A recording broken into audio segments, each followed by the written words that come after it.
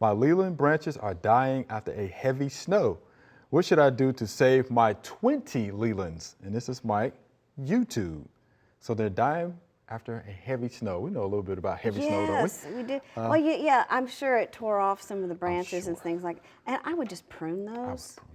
I mean, you would be surprised at how Leylands will fill in unless it's really, half the plant's gone. Right. And if you decide to take one out, it is not a good idea to plant all of one species in a row anymore. There's a lot of other evergreens that if he needs to replace one or two of them, he could replace them with a different evergreen, like arborvitae, the green giant. The green giant one. Cryptomeria is one that comes to mind.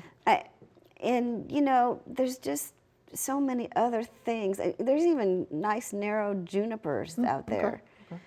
Our native juniper. So there's a lot of different things that he can put in the landscape.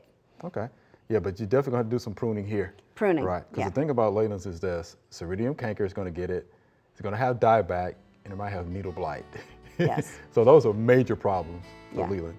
So if you lose a couple, there are some replacements. Yeah, but don't replace them with the same thing. Yeah, Replace not them the with same something thing. Right. Something different. We hope you loved the video.